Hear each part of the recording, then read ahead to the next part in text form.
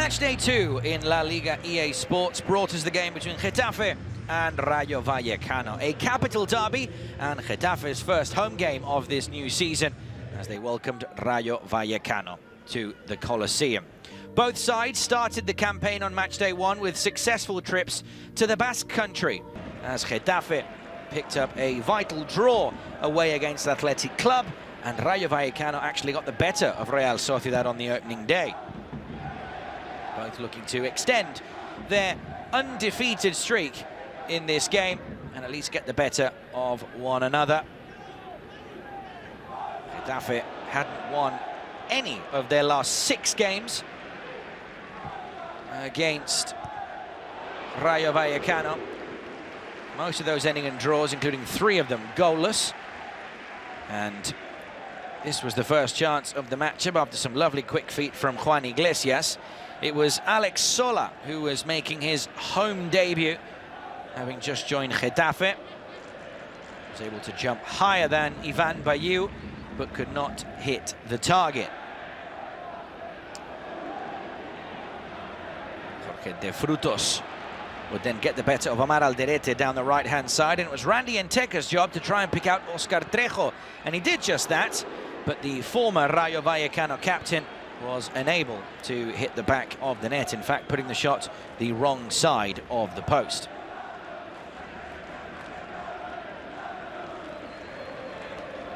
Randy Enteca keeping his place up front, but Trejo, one of the 3 changes made by Íñigo Pérez to the starting 11, coming in to replace Isi Palazón.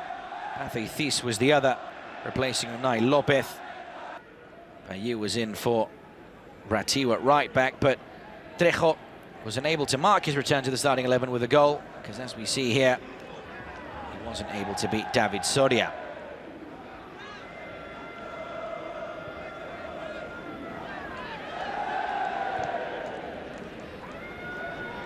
Alex Sola did really well throughout the majority of the first half to constantly get the better of Ivan Bayu. Here we see beating him not once, not twice, but 3 times to the ball, only for Sola's shot to be deflected. Carlos Pérez also making his home debut on the opposite flank, completely missed the shot then as it went out for a throw-in. But the former Real Sociedad and Deportivo Alavés man was looking to impress on his debut at the Coliseum. Ivan Bayu really struggling to handle him. Bayu, who, as we mentioned, has been a regular at right back for many seasons, but had lost his place on match day 1 to Andre Ratiu, who unfortunately picked up an injury. Therefore he was back in the 11. Oscar Valentin was obviously captaining the side on the day for Rayo, but was unable to keep the shot down there, as we've just seen. Clear-cut chances were really hard to come by throughout the entirety of the game. Juan Iglesias was constantly looking to cause some danger down the right-hand side.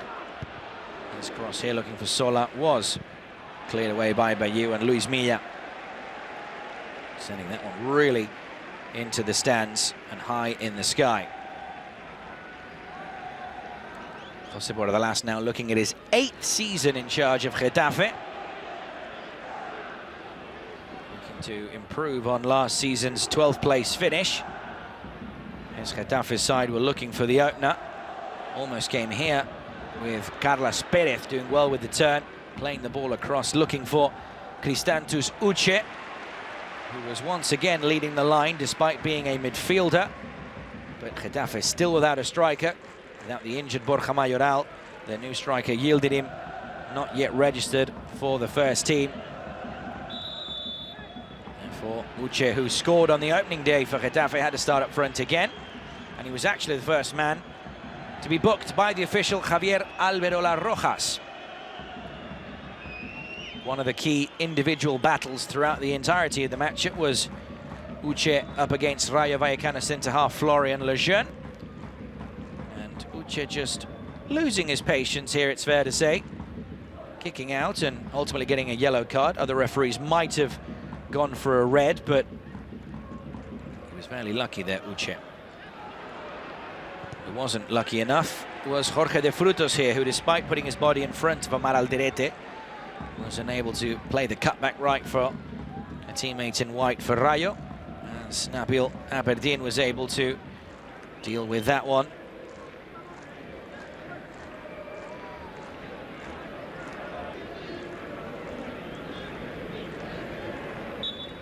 It was the kind of game where you felt a set piece was potentially going to unlock the game, to the point where a free kick that was played short, practically in the centre circle, was almost a shot on target for Mbarba, or at least an attempt to do so.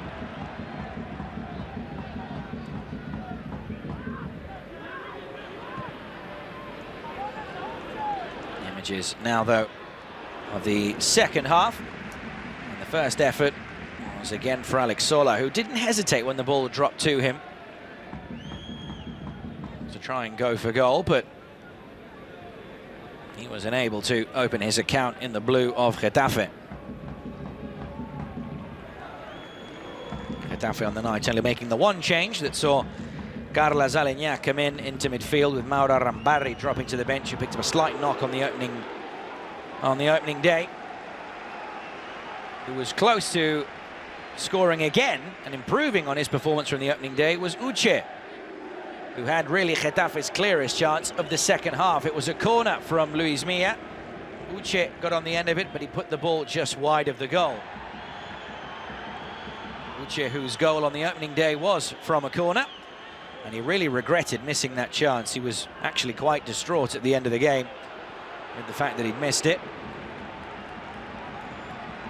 Carlos Aleñá also helping Uche here to play as a makeshift striker, to get on the end of the cross from Diego Rico, but the former Barcelona and Betis midfielder really wasn't close to hitting the target or causing Dani Cárdenas any serious trouble.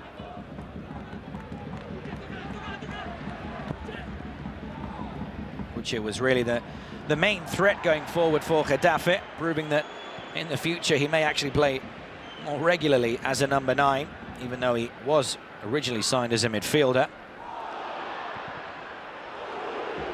Iglesias almost went for the striker's touch with a lovely nutmeg to beat Espino, but he can only drag the shot wide of the back post.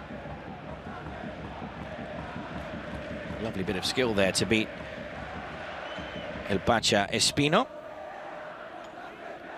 Rayo Vallecano were the first to react with some potential changes, as Isi Palazón and Álvaro García came on to replace Oscar Trejo, as well as Jorge de Frutos.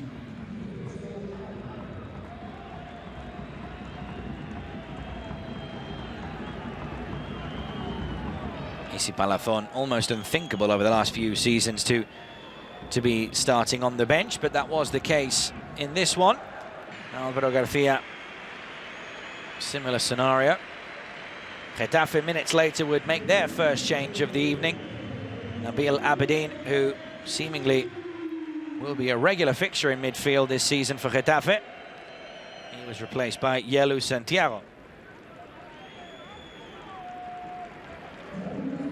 Sergio Camello, the man who scored at the Real Arena last weekend, he would then come on for Randy Enteca, as Unai Lopez would then replace Pathé Cis in midfield.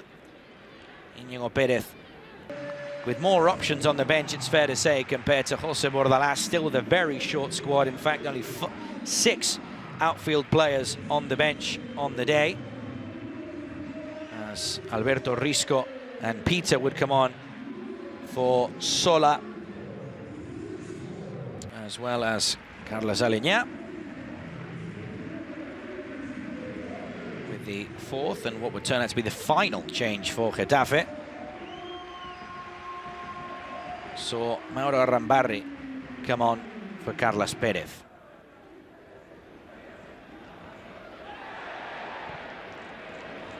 Getafe were mostly looking to try and break on the counter and use the pace of Peter Federico. All he could do here was get caught, really, by Espino, who admitted to his mistake. A foul that saw the Uruguayan booked.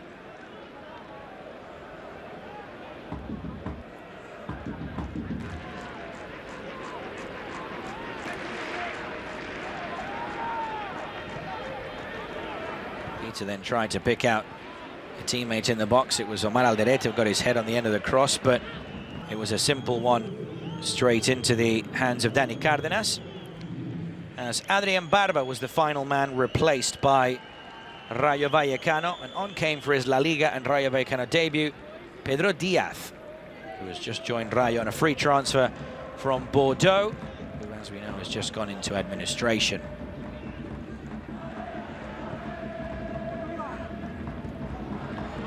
Isi Palazón and Álvaro García were unable to link up here.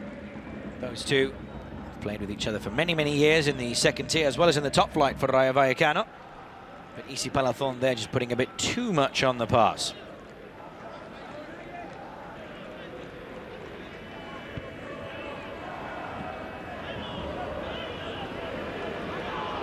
Getafe were knocking on the door towards the end, and it was Alberto Risco who was able to cause a corner with his shot. Only deflected out for a corner as the ball ricocheted off Florian Lejeune. From that corner, it was just a bit too high for Peter or Uche to get on the end of.